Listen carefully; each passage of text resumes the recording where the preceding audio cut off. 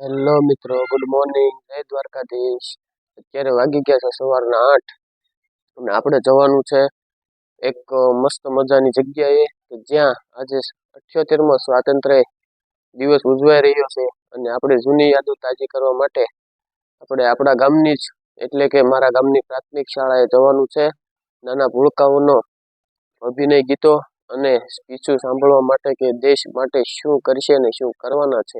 તો ચાલો આપણે જઈએ પ્રાથમિક શાળાએ, મળીએ થોડી વારમાં. બંને દુકાને લઈ લીધું ચોકલેટનું પેકેટ ને આપણે નીકળી ગયા નિશાળે જવાનું. નિશાળે જઈને જોયું તો સાવધાન વિશ્રામ થઈ ગયું હતું. ચાલુ તો આપણે સાવધાન વિશ્રામ.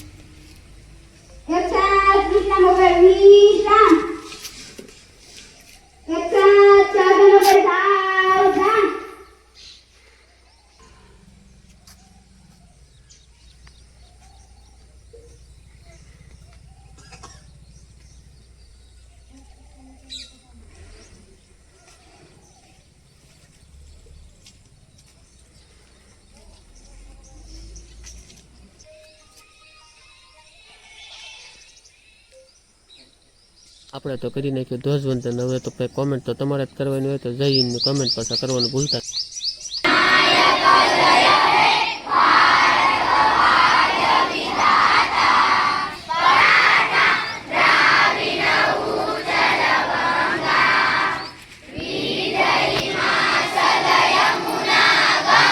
આપણે બોલી નાખીએ નારાયણ માણીએ આખો આગળનો કાર્યક્રમ.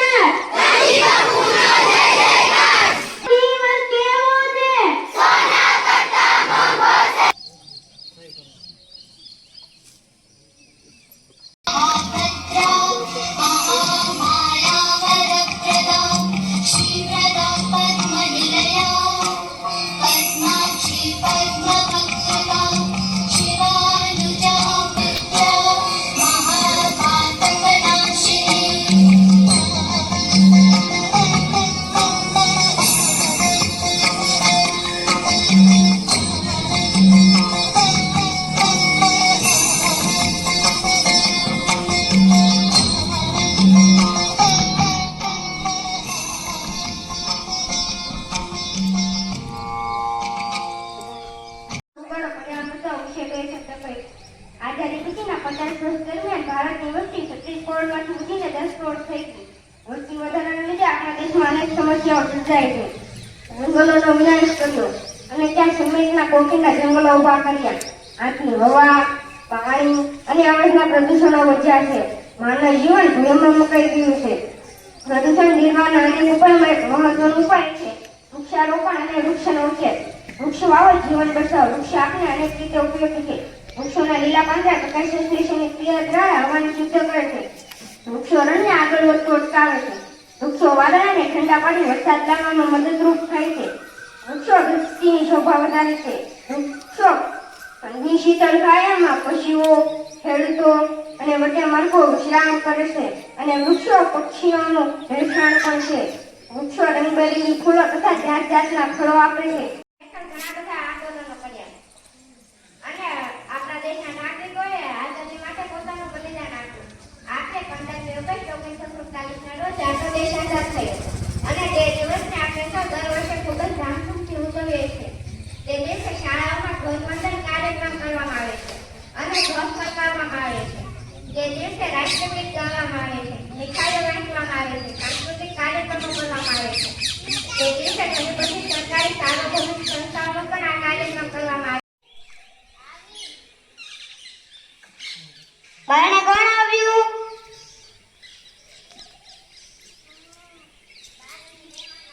એને કે બાર ચપલા કાઢે ને અંદર બેસે.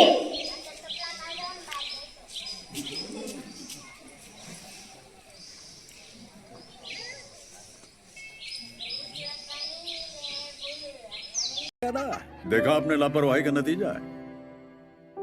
ગુલ્લગડી એ ગુલ્લગડી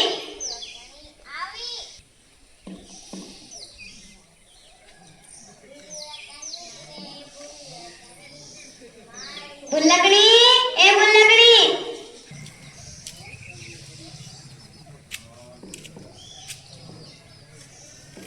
હું નાખ્યું છું ગુલ્લગડી તો ગુલ્લગડી તે રહી હું મહેમાનને લઈને બગીચે જાઉં છું તું પાણીના પોતા અને ઘીના લાડવા બનાવી રાખજે એ ગુલ્લગડી એમાં હાટો નાસ્તો લેતા ગુલ્લગડી એ ગુલ્લગડી તે લાડવામાં શું નાખ્યું તું